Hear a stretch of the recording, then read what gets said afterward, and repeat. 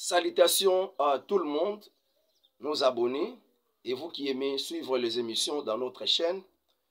Moi, la Congo José, télévision 4x4. Bienvenue dans cette belle émission, belle et prestigieuse émission du 12 décembre 2023, qui vous est présentée par votre serviteur, votre humble serviteur, Mwana Manyanga, José Matuvangwa, communicateur UDPS, communicateur international. Vous êtes dans la chaîne Mwana Congo José, télévision 4x4, une chaîne des analyses, une chaîne de communication, une chaîne de dénonciation. Parce que former, informer, c'est former. Ma demande est que tout le monde qui écoute mes émissions soit aussi mes partenaires, que vous soyez mes partenaires. Partenaires pas seulement financièrement, matériellement, mais aussi de là où vous êtes. Vous avez une information, une communication, que vous voulez aussi que le peuple congolais, de partout ils sont dans le monde, même ceux qui ne sont pas congolais, de les connaître, informez-moi, envoyez-les-moi dans mon numéro WhatsApp. Ça serait une bonne chose. Ne prenez pas une information pour ta maison, mais quand vous avez une information, ayez le désir de les partager et de les faire connaître aux autres. Ça serait mieux. C'est pour cette raison, pour vous qui n'êtes pas encore abonnés, je vous en prie, abonnez-vous. Abonnez-vous à la chaîne Mwana Congo José, télévision 4x4, et vous ne serez pas déçus parce que tous les jours, je vais vous donner les informations fiables. Malgré que vraiment, ce domaine est un domaine très délicat. Les informations fiables sont vraiment rares dans les chaînes de télévision. Mais il y en a quand même des chaînes où les gens mettent confiance et ils sont là pour s'abonner et écouter. Je crois que je suis l'un d'eux, moi communicateur Matuvangwa, et ma chaîne aussi est l'une de ces chaînes qui peuvent être vraiment bien suivies dans le monde entier. Cela se remarque de la manière où vous abonnez en cascade massivement dans la chaîne. Ça me fait de la joie et ça me donne confiance de fouiller et de ne pas dire n'importe quoi, de ne dire que ce qui peut aider et ce qui peut informer les gens de partout ils sont, qui dépensent leurs unités et leurs mégas pour m'écouter. En tout cas, nous voulons commencer à donner nos titres. Donc, au sommaire de ce que nous allons parler en cette journée du 12 décembre 2023, le premier titre, c'est Jean-Pierre Bemba félicite l'Angola d'avoir abandonné, d'avoir fait que la RDC puisse abandonner l'idée de report des élections en nous envoyant des hélicoptères et des avions pour déployer les kits électoraux. Donc le VPM Jean-Pierre Bemba se félicite et félicite l'Angola pour sa volonté, son dévouement d'aider la République démocratique du Congo pour lui envoyer ses avions, la chose qui était blocage, que les ennemis pourront prendre comme quelque chose de cibler le gouvernement qui n'a rien fait et qui veut le report des élections. Deuxième point, on va parler sur la force régionale, la sortie de la force régionale sur le sol congolais. Il y a déjà le contingent burundais qui est entré en danse après le Kenya, le Sud-Soudanais, mais le problème reste aux Ougandais qui ne veulent pas d'abord quitter la République démocratique du Congo, peut-être jusqu'au 7 janvier 2023, à la date limite pour la disparition de cette force régionale sur le sol congolais, selon ce qui a été arrêté par le chef d'état-major des pays de EAC. On ira au niveau de la réunion qui s'est passée en New York, aux États-Unis, Conseil de sécurité. Nous allons écouter la décision des États-Unis sur le conflit entre Rwanda et la République démocratique du Congo. Réunion sur le Conseil de sécurité, Kigali et Kinshasa s'affrontent verbalement. Ça, c'est le titre. Et puis, dernier sujet qu'on va parler, polémique autour du programme des obsèques de Nkaka Nemwanda Nsemi entre la famille politique et la famille biologique de Nkaka Nemwanda Nsemi. Hein, le programme est sorti, mais la famille politique n'était pas consultée. La famille a fait de sa manière. Nous allons suivre qu'est-ce qui se passe là-bas. Ok. Alors, pour commencer les détails, nous savons que les détails, les explications se font en langue lingala. Les titres se donnent presque en français dans nos émissions. Mais pour ne pas aussi aller d'abord vu tant de besoins, je voudrais d'abord un peu pour ceux qui sont à Kinshasa, de ne pas oublier que notre candidat au niveau de Lukunga, c'est Luvambu Keti qui est au numéro 46.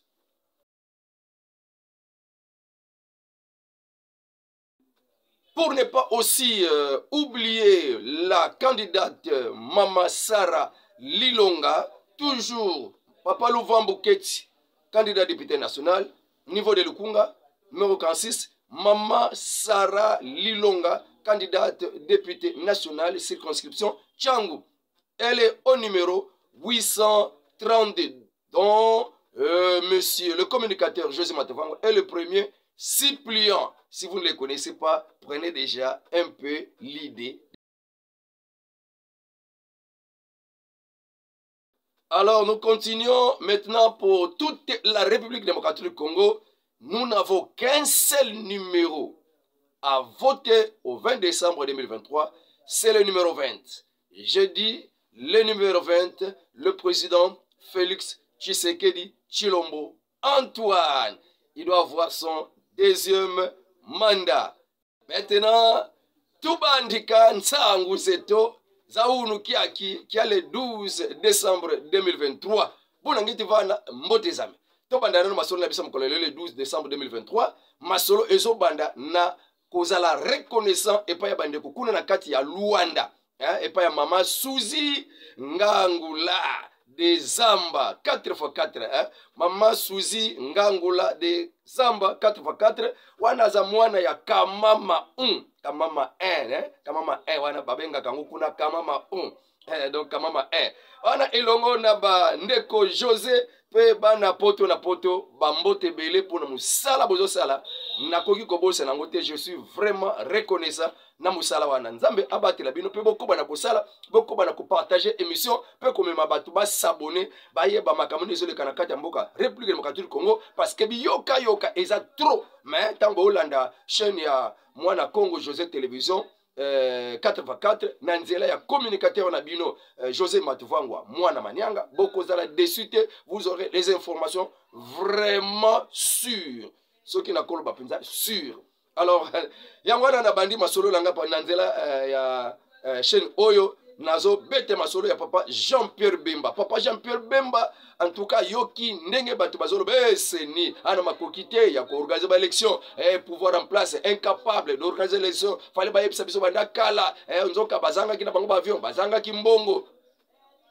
Ils ont dit n'importe quoi qu'au Bambela, le régime actuel faute lokola baza penza conscient que baza ki na bango na posa ko bongisa ba élection té. Et c'est pour cette raison l'Angola est venu au rescousse. Na lisungi ya République démocratique du Congo parce que le souci il y a RDC eza souci Angola so oza penda ndiko okolata souci ndeko na yo pe kolinga ko porter aide mais kolinga ko bomisa te mais ko porter aide. Donc vraiment que les pays autoza na bango limitrophe balandaka ndakisa ya Angola oyo azaki vraiment eko ipasi na kati ya mboka République démocratique du Congo bango bako portaka aide mais za bamboka ba portaka aide te wana bango baya ko bomaka baya ko bebisaka baya ko nyokolaka baya ko bebisa wana za malamu te. Ce n'est pas le vrai ami. Alors nde papa Jean-Pierre Bemba simakoyoka vraiment l'Angola ko accepter offre ya seni pona ko livrer ba hélicoptère ba avion pona ko déployer ba kit électoraux pe biloko mususu na bisika banzele ezate wana esepelisi papa Jean-Pierre Bemba parce que offre wana acceptation wana silicon ndi mama et pas Angola donc demande wana pe Angola sili ko accepter eza esengo mingi papa Jean-Pierre Bemba lobi en tout cas makambo belé malobe belé ya ba opposition to siliko déjoué, Angola siliko déjoué, Angola siliko babula, Angola siliko rejeté, Angola siliko kunda, olinga ki l'Obama, pour ne pas bambela Mokonzamboka, qui n'avait pas le désir d'organiser l'élection. En tout cas, l'Angola a fait quelque chose. Donc, Papa Jean-Pierre Mbabi, comment qu'on remercier Mboka Angola, comment il faut le remercier? Il a déjoué beaucoup de choses. Merci et félicitations pour République d'Angola. Voilà un message à Papa Jean-Pierre Bemba Gombo. Donc, un dossier à EAC, tu as que Moka Congo et Boya qui n'a pas qui là mandat et force régionale. Et c'est pour cette raison que bandaki koloba pe na kotindi kama ya Amerika et sengelaki ba oyo ba force régionale ba vandela ki biso na kati ya mboka ya République du Congo plus d'une année ko sala elokote ba vandika ko exploiter d'ailleurs ba minerais pe ba richesse naturelle ya République démocratique du Congo. En tout cas, kolandisama États-Unis koluka ko changer position. Sikoyo ko kende ko tenga manaye na ngambu ya République démocratique du Congo parce que ponaye il ne peut pas perdre la République démocratique du Congo. Il peut perdre tous les pays de l'Afrique. Mais pas la République démocratique du Congo. Alors to éviter décision en Amérique azongo ponanini ye nanzela ya madame wana la plus puissante de la terre ou azali kokamba service ya renseignement nakati ya Amerika ayaka awa beta masolo na mukonza mboka président Félix Tshisekedi ya beta masolo ndeye mutasenga président Félix Tshisekedi atika kosala boyokani qu'il puisse abandonner son désir de s'allier, de faire des coopérations avec la Russie et la Chine. Mais et le président Félix avait présenté requête problème problématique contre les États-Unis qui jouent le jeu des ennemis au lieu que Azala Penza partenaire privilégié n'engue to proclama yango. C'est pour cette raison bango c'est là qu'il faut comprendre déjà que oui et sengeli kaka kozonga na mboka il y a République démocratique du Congo pour montrer des signes palpables oyo République démocratique du Congo ba yebake ya solo tolingi bango pe tokoti pona ko batela bango. Alors, banda passage ya responsable ya renseignement ya Amerika nde s'il kopesa côté un peu pression pour na kobima ya force régionale oyo bango baganga balobake bakopikama na mboka ya République démocratique du Congo soki ezuna no kimiate. Alors nde décision wana ekelaki na mai ils étaient contraints ya kobima parce que il y a un grand pays qui a parlé nde bakomaki na bango kobima. Kenya abandi kobima marqué qu'il y avait un complot ezali kobima moko mascarade ozobima ndambo mais ozotika ndambo ozobima ndambo mais ozotika ndambo parce que pona bango ndenge katolo bakana monoka mboka kaba simila konkela donc ndenge boza wana opesi biso mais boza na posa pe que bokende penza te atoye kosunga bino ale près boza na posa penza kosunga te boza posa pe kokende te ndenge bazobenga na bino Dango bo pesi ba minduki. Bozo ngisa minduki na RDC. Mais minduki batikela ngo ba ennemi. Pona kolobake bazaki la bango batu ya ba ennemi. Alors dango ndambo ya ba Kenya ebimaki baaki ko se rassembler na Goma. Ba Soudanais baaki ko se rassembler na Goma. Pona ko zela ka ba vio na bango ba kenda ka ndambo. Alors pe ba Burundi ba koti pe na danse ba pe na Goma bango bazeli kutute ba ye ko zo bango na vio na bango ba kenda bango plus de 900 militaires. Alors ba Ougandais bango na pona dossier oyo ba lobike bango bakobima nanu te bango bakozela kati dele na bango ya suka oyo bapesi bango po babimaka ndambu basuka kobima tina le 7 janvier 2024 nde fali basilisa kobima bango nyonso. Alors bango ba Ougandais baboyi na bango nanu kobima mais na kati ya secret ya bisika makambo to kundoli na makambo oyo ba Ougandais bazo raisonner ndenge bazawana bako tromper vigilance ya gouvernement congolais pona koyeba na koyeba kosala rassemblement na kati ya Goma croyant que baye pona basangana ndenge ba mususu bayaka basangana pe ba mema bango na Sud du Soudan ba mema bango na Kenya bango pe bakoluka basala rassemblement mascarade na Goma.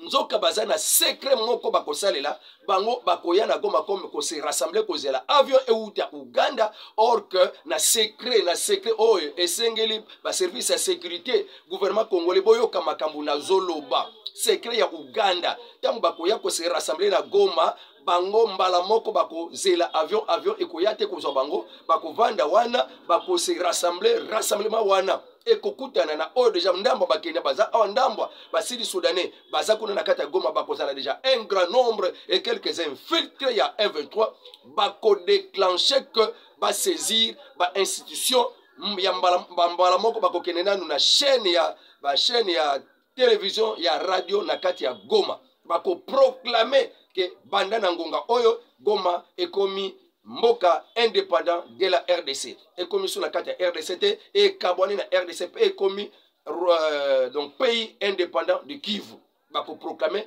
nde plan oyo sikoyo bango bandaki kosala na CC mais kokamwa kuna na kati ya Nations Unies na Conseil de sécurité États-Unis akwesi azo kwesa mebe kunini mais kotoyo ba oyo bazosala plan mosusu. Alors de quoi jouent ces gens ici? Le gouvernement congolais azala très prudent, très éveillé. Et si kana bango ya rassemblement, ezala sous surveillance ya FARDC, sous surveillance ya ba drone na biso. Moindre mouvement yeba ke FARDC et si kanyo sa kozalaka azalaka tangu nyonso ozage et tangu nyonso na prudence pour na koyeba ko intervenir quand il y a un mauvais projet.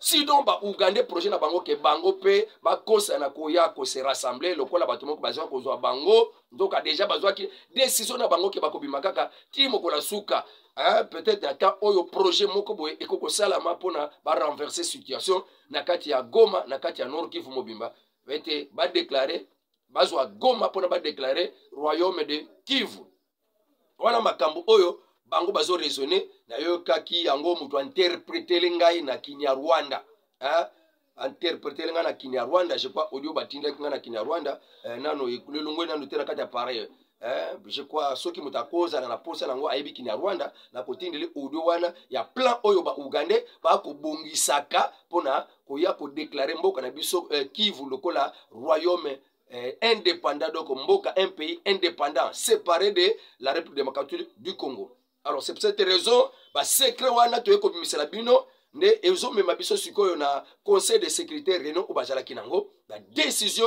oyo États-Unis azwaki na tina na makambo leka entre République démocratique du Congo na Rwanda to yambaki moko ya bango kokambaka service renseignement mokonzi wana ayaki abeta masolo pona désescalade entre Rwanda na Uganda Rwanda pardon na RDC makambo ba tension zo mata escalade de tension mais bango balingi désescalade donc okite ba tension na ndenge nini bayokana ke esengeli sikoyo retrait esalama bayokana na mama wana na Rwanda na Kinshasa retrait ya ba M23 esalama pe cessation de hostilités lolenge ba makambo ya Nairobi na Luanda eloba kozongela na processus wana de bayokana soki pona bongo le président Félix Tshisekedi était d'accord Rwanda pe andima bongo donc to komis ko la temps on a quatre conseil de sécurité représentant les États-Unis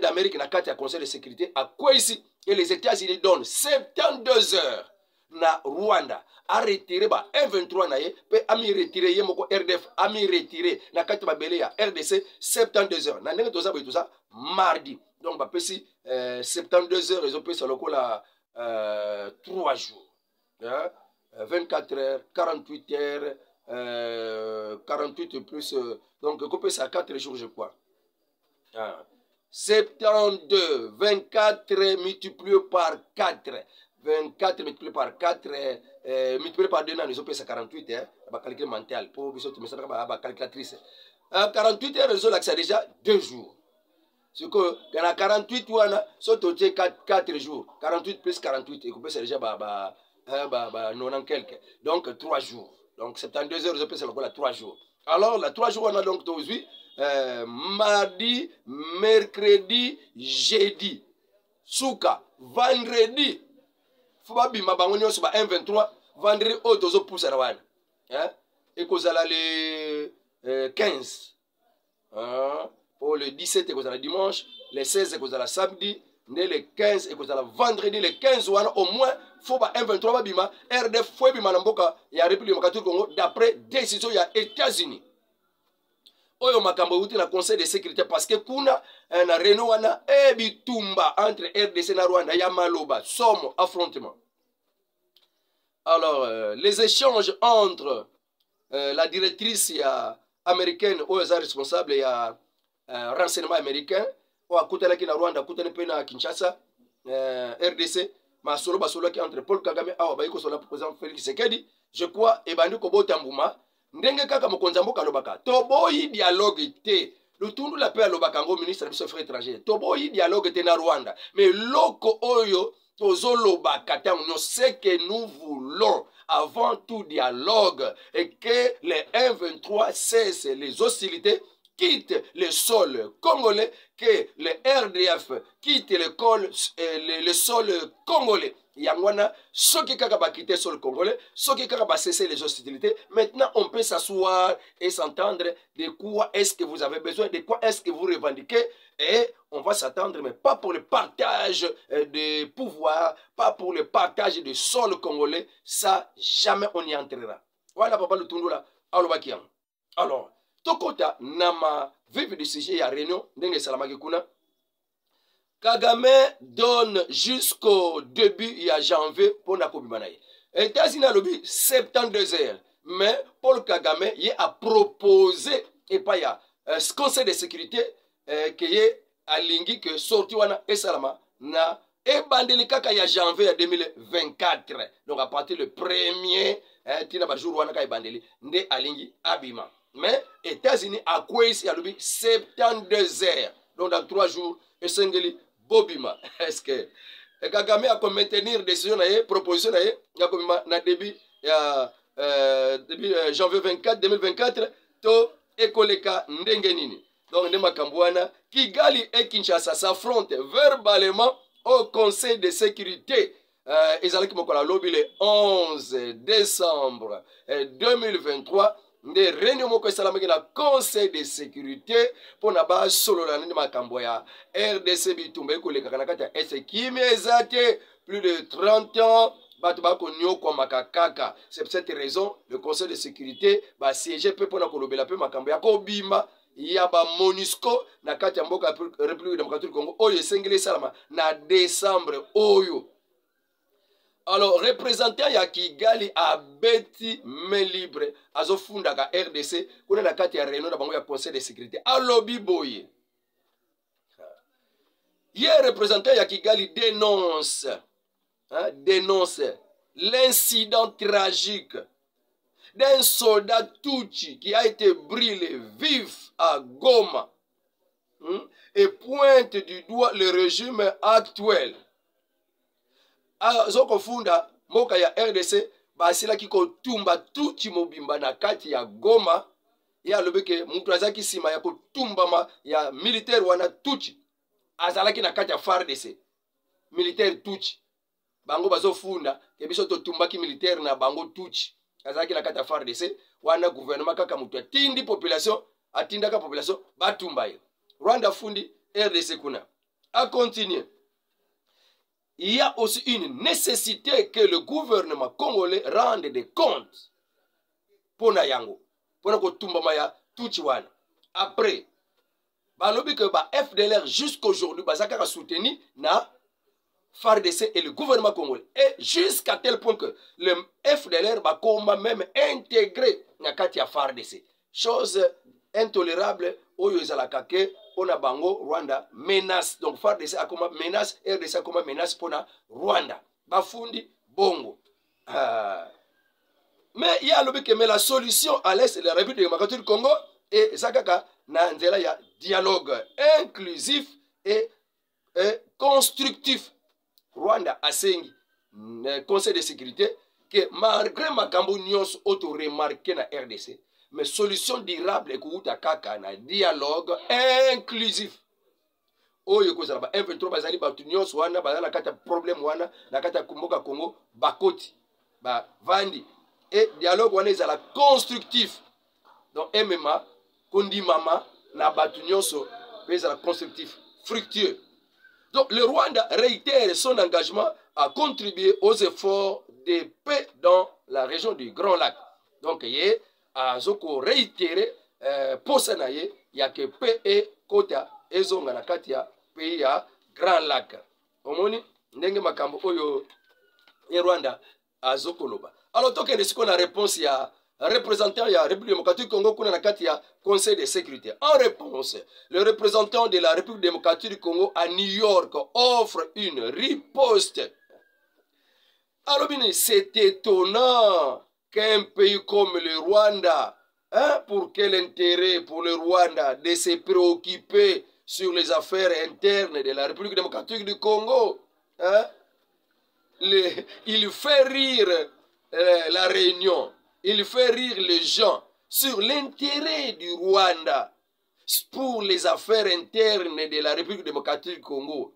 Pourquoi Rwanda? Faut que les militaires moko ya FARDC gabomi ya tuchi babomi la kata FARDC pa population et le Rwanda se préoccupe. Le Rwanda donc a un intérêt pour la militaire wana na nini? Intérêt à Rwanda pour la kukufa ya militaire wana na FARDC, un militaire de FARDC na armée ya République ya démocratique du Congo, mais le Rwanda se préoccupe pour la qu'on soit remarque et azo dénoncer gouvernement congolais. Ya mi balé vraiment balobi ke makambu soki za na kati mboka ya République du Congo biso pe ba ex-phase ba kimela na Brazzaville ba ex-phase wana tamo butu tango kabela le père ya ki ba kima na Brazzaville. Et bazwa bango même la armée à Brazzaville baza plein kuna. Quand est-ce que ba bongisa projet ba ya ko envahir RDC ba ya ko revendiquer? Quand est-ce que moko akufi kuna donc ex-phase moko akufi kuna na kati ya armée na bango ya Brazzaville biso Congo RDC to se préoccuper bobomi tala ex-phase moko congolais moko akufi kuna. Est-ce que et salama atana Angola bande ko na biso ebele ba kenda na Angola ba koma pe na ba place ba koma pe ba musuna kati ya armée musuna kati ya la police mukolonini o biso mboka ya RDC tolobeke bobomi muto na biso kona na kati ya Angola. Est-ce que to se préoccuper nango parce que muto wana azana sous commandement ya Angola aza sous commandement ya biso te biso ya nini ya biso pona to kende kotala ka makambo na yepona ino Rwanda abokomi kotala makambo ba bomi tuchi moko na kati ya FARDC et pas population beaucoup de se préoccuper beaucoup funda kabiso na conseil de sécurité o de écoute ba FDLR ba kimela na mboka wana ba koti na kati ya armée congolaise ya biso ex-phase baza kuna Brazzaville baza na armée ya biso père mususu na Angola baza kuna armée et ça pose problème ba fandi na bango bazo na mibeko ya mboka wana il ne trouble pas leur pays. Mais bino boya awa ba kote bino na kati ya na ba corps ba kote na ba armée na ba institution et vous ne faites pas la volonté ya pays wana, vous ne suivez pas les directives ya pays wana, mais vous êtes là comme des espions pour détruire la République démocratique du Congo et balo bate. Alors le Rwanda yoki na ye pe réponse na ye et pas papa que ce qui Afrique et bi génocide et salama kuna na Rwanda biso to se préoccuper na ngote. Alors réponse ya alors tu veux le lengeni Amérique a pensé que ba sanction ba wilingo ma wana pona ko répondre le président Félix Tshisekedi o le biki bino bolingaka RDC bon na makambo Rwanda zo sala et vous ne dites rien. Nous prouvons réellement que vous êtes derrière le Rwanda mais si vous ne faites rien vous les Américains et les Occidentaux pona ko pese tout pa ya Rwanda boyeba que on va se tourner vers les autres comme la Russie, la Chine qui peut nous donner aussi de l'aide wana boko kamwate. Ne yangwana sikoyo États-Unis communauté internationale bakomi ko bunda koyeba ko s'appelle le président Félix Tshisekedi mais que le président mon président ozala kaka très prudent pour la kotela bato ba kana bango bato ba mbeli ya minu mibale lelo bazolo baboye maloba kaka mutelo ba minzoka kuna Uganda azobongisa ka renversement ya Goma. Donc il faut toujours être prudent na makambo nyonso wana pe toujours des relations ezala toujours ya suspendu quelque part moindre kaka faut pas na makambo na bango bazo sala wana sanction pa ya Wilingoma nini kutu pona ko sanction Wilingoma sanction nini ko simba Wilingoma azala mbongo na poto te azala ba bozu na poto te même il faut le sanctionner on va geler les avoirs de Wilingoma. Ce n'est pas sanction moko ko simba nango ezo tenir te donc senge tout mon appeza ba bi 6 mois chef wana ya azo so sanction Rwanda azo sanction. Voilà tout le monde vraiment que oui, sanction peut vraiment y a normal. Que si sans tête, malamoko peut ba militaire ya compte ya oni ba yepona ko ça l'intervention. To soutien oyo écrit na zozwa. Il faut pe wana Congo azwango. On a trouvé vraiment que oui, vraiment baza sima na biso et totikeli bino baarrangement toyokani. Ok, kuna na kati ya conseil de sécurité chef ya MONUSCO Bintou Keita leki na kopesa constat oyo ezoleka entre Burundi na Rwanda. Amoni tension eza malamu te neto tozopusana na guerre moko susu na kati ya pays ya Grand Lac entre Burundi na Rwanda. Donc akebisi déjà conseil de sécurité parce que nenga zomonela il y a un grand conflit ezobotama wana entre Rwanda na Burundi. Et wuti wapi toyebi na biso te wana ezaki chef ten ya MONUSCO Bintou Keita na kati ya chef ten ya MONUSCO na kati ya mboka RDC nde ake kobeta main libre wana pe alobi ke en tout cas situation sécuritaire na RDC eza catastrophique. Donc yango kobima na biso vraiment sima nango ekozala mwa pasi pour la sécurité ya population. Lokuta Bintou Keita lokuta wana nyonso kaka po bobima te bokobima obongisa programme. Alors toke na sujet ya suka kaka Mwanda Nsemi akundami nanu kaka te tilelo. Il n'est pas enterré. Il avait laissé un testament na famille politique nae parce que ye avivaki elongo da famille politique et pas la famille biologique. Il vivait plus avec sa famille politique oyo pe bazalaki ba membre ya ecclesia na ye. Bangonde bayebaki nyonso ya ye. Bazwaki bayebaki ba testament bayokanaki ye ayebisaki bango ke ndenge tozaboy. Félix Tshisekedi aza mwana nkazi na ngai.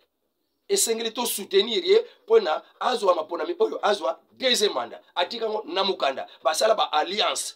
Bakoma déjà ba allié ya UDPS. Ça c'est le testament kenkaka Mwanda Nsemi atikale kotika. Mais surprise na kati ya programme oyo famille biologique asili kopesa ye alobi ke esengeli matanga et kende ko lekela na luozi mais matanga ngo foi bande du 13 au 23 décembre. Ne matanga fali e bande ko salama. Et puis ba bengisi rassemblement ya ba makesa nyonso donc bandimi nyonso ya bundu ya Congo ba bundu ya mayala pardon ba bengisi bango na mukolo le 20 décembre bango nyonso bakita na mboka luozi pona rassemblement na bango pona kobongisa ndenge esengeli bakunda na kimia nyonso nzoto ya Mowei kaka nde Mwanda Nsemi. En tout cas il s'est pris famille politique ya kaka nde Mwanda Nsemi te de fin ne Mwanda Nsemi te dans le non testament biso ke biso le 20 décembre faut tokende na maponami tokende ko voter mutu o atikela biso to voter testament itikala yo famille ozobisa biso ke tokende ko se rassembler na luozi na le 20 décembre donc to voter te ceux qui ont mobilisé plus de 100 000 personnes biso nyonso de partout Matadi Kinshasa de partout tokita na luozi le 20 décembre plus de 100 000 personnes et ngelo bake bopekisi biso tokende ko voter te. Donc c'était une manœuvre diabolique déjà wana sur la famille biologique pour l'antoto ya Mowei balingi basala ete ba bloquer ba ndeko ya ba makesa ya bundu de mayala ba kende ko élire le président Félix Tshisekedi te ba ko se mobiliser ba ko quitter la luozi ndenge ordre ya famille que le 20 décembre ba lobi jamais biso to boycotter peut to rejeter programme ya famille biologique ya nkaka ne Mwanda Nsemi grand maître na biso jamais atikala biso testament wana e ko sala mate et puis mboka ya République démocratique Congo e ko sala kati na maponami ne bino bozo bengisa nde tokende ko matanga na mukulu wana. Ça c'est vraiment travailler derrière Katumbi, derrière les gens qui ne veulent pas le Congo. Donc la famille biologique est vraiment envoûtée et donc corrompue. Kobengisa batuna na matanga le 20 décembre bakende ko voter te yo zo bengisa batuna matanga. En tout cas non, pardon. Na ko sumuka famille biologique. Botia pena batanga na mukolo bakende ko se rassembler. Pourquoi? Pourtant ba ko bengisa wana esala ke baba kesa nyonso ba voter te. Tesama elanda mate. Yango ba makesa balobi toko kende te. Famille politique balobi jamais nous rejetons. Parce que avant kuto kokende kunda nzela ndanu ya kuuta kimpesi ti luozi fubasa lango ya kokende luozi ti na mboka oba kokende kokundela kaka ne Mwanda Nsemi foi salama président alaka kibiso akosala biso monument pona kaka nyonso wana misala président alaka kyango basala kata campagne c'est to tikela etan tu ko biso biloko nyonso wana na le salamite bino de famille boko salango boko sala nzela wana boko sala monument wana. Alors vous laissez brisquer les choses. C'est pour cette raison, bah au moment que bateau bazo travailler na sima. Il y a vision chef de l'État te, baza ba contre le chef de l'État, c'est que baza bateau moko bazo travailler na nzela ya ba opposition, na nzela ya ba Katumbi, ne maloba wana iso la vraiment que eza maloba ya bang batwa ennemi du pouvoir. Yango famille politique, aboyango. Merci, félicitations. Félicitations. Nambala misato, félicitations pour la famille politique ko boya bilokwana. Géopole, cabinet américain, il y a sondage. Va rendre public, quatrième rapport na bango, il y a baromètre na bango socio-politique. Oyo, ba lobelaka, bamboka, il y a ba pays en développement. Aux démocrates des pays en développement. Ba lobby, 55% ya ba Congolais. Ba lobby na bango que oui, pour la deuxième mandat, ya mukonjamboka. Wana sondage, ya Géopole, cabinet américain. Va rendre public quatrième rapport na bango, ya baromètre socio-politique, où ils ont dédié aux démocrates des pays, aux démocrates. Donc, bah, on va faire la démocratie dans le pays. Na bamboka o basala ka démocratie ya ba pays ya développement de bango batala ka penza makambo bangwana.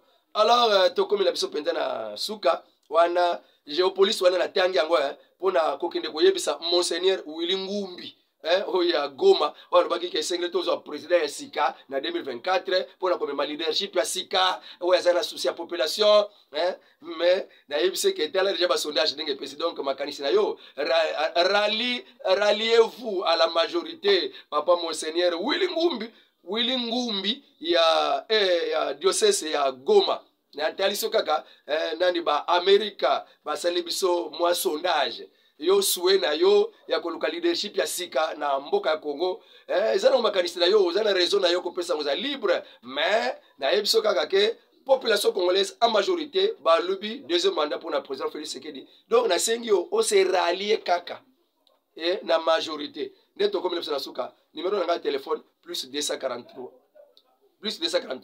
89 92 51 866 plus 243 89 92 51 866. Avec Dieu nous ferons des exploits. Je vous remercie, vous tous qui étaient vraiment branchés pour suivre l'émission de cette journée par le canal de votre serviteur Mwana Manianga José Matuvangwa, l'aîné Congo.